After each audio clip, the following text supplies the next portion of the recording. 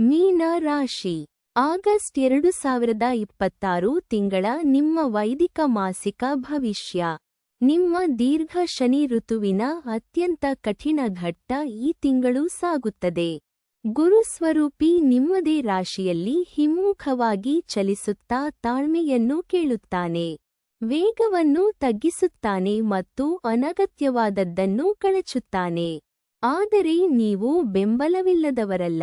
ಮಹಾಶುಭಗ್ರಹ ನಿಮ್ಮ ರಾಶಿಯ 5ನೇಯ ಭಾವದಲ್ಲಿ ಪೂರ್ಣ ಉಚ್ಚ ಬಲದಲ್ಲಿ ನಿಂತು ಮಕ್ಕಳು, ಸೃಜನಶೀಲತೆ, ಕಲಿಕೆ ಮತ್ತು ದಾರಿ ಕಾಣುವ ಬುದ್ಧಿಯನ್ನು ಆಶೀರ್ವದಿಸುತ್ತಾನೆ. ಈ ಸಂಯೋಗವೇ ಈ ಘಟ್ಟದ ಲಕ್ಷಣ. ಹೊರಗೆ ಭಾರ, ಒಳಗೆ ಫಲವತ್ತು. ಈಗ ನೀವು ಸೃಷ್ಟಿಸುವುದು ಈಗ ನೀವು ಸಹಿಸುವುದಕ್ಕಿಂತ ಹೆಚ್ಚು ಕಾಲ ಉಳಿಯುತ್ತದೆ.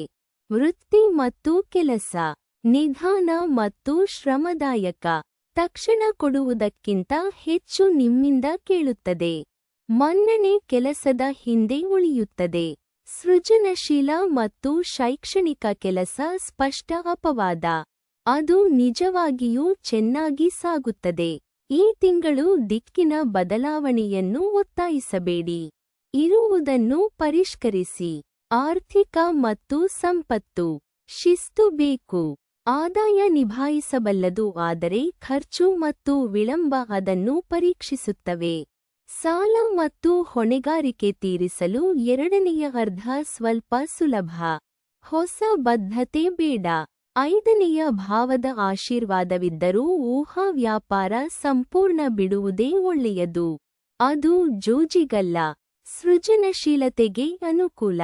ಸಂಬಂಧಗಳು ಮತ್ತು ಕುಟುಂಬ ಎಂದಿಗಿಂತ ಶಾಂತ. ಹಿಂದೆ ಸರಿಯುವ ಪ್ರವೃತ್ತಿಯೊಂದಿಗೆ. ಮಕ್ಕಳು, ವಿದ್ಯಾರ್ಥಿಗಳು ಮತ್ತು ಕಿರಿಯರು ನಿಜವಾದ ಸಂತೋಷದ ಮೂಲವಾಗಿ ತಿಂಗಳನ್ನು ಗಣನೀಯವಾಗಿ ಹಗುರಗೊಳಿಸುತ್ತಾರೆ. 2ರಿಂದ ಪ್ರೀತಿ ಪ್ರಾಯೋಗಿಕ ಪಾಲುದಾರಿಕೆಯ ವಿಷಯಗಳು ತಿಂಗಳುದ್ದಕ್ಕೂ ತಾಳ್ಮೆ ಕೇಳುತ್ತವೆ. ಜನ ನಿಮಗೆ ಸಹಾಯ ಮಾಡಲಿ. ಆರೋಗ್ಯ ಮತ್ತು ಶಕ್ತಿ ಅತಿ ಹೆಚ್ಚು ಗಮನ ಬೇಡುವ ಕ್ಷೇತ್ರ. ಶಕ್ತಿ ಎಂದಿಗಿಂತ ಕಡಿಮೆ ಮತ್ತು ನಿಮ್ಮದೇ ರಾಶಿಯಲ್ಲಿನ ಶನಿಯ ಘಟ್ಟ ಬಳಲಿಕೆ. ಕುಂದಿದ ಮನಸ್ಥಿತಿ ಮತ್ತು ತೀವ್ರತೆಗಿಂತ ದಿನಚರಿಗೆ ಸ್ಪಂದಿಸುವ ನೋವುಗಳನ್ನು ತರುತ್ತದೆ. ನಿದ್ರೆ, ಬೆಚ್ಚನೆ ಮತ್ತು ಮೃದುವಾದ ನಿಯಮಿತ ಚಲನೆ ಎಲ್ಲಕ್ಕಿಂತ ಮುಖ್ಯ. 18ರ ನಂತರ ಪ್ರತಿರೋಧ ಸುಧಾರಿಸುತ್ತದೆ. ಮನಸ್ಸು ಮತ್ತು ಆಧ್ಯಾತ್ಮಿಕತೆ ಭಾರದ ನಡುವೆಯೂ ಆಳವಾದ.